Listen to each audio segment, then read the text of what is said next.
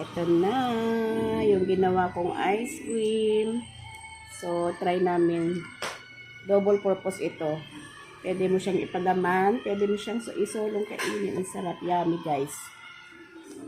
Mango and obi flavor. Oh, yan.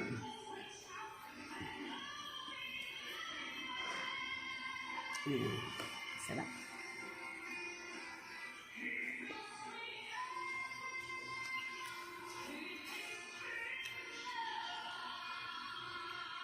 Napaka siya, creamy siya na ice cream, homemade ice cream.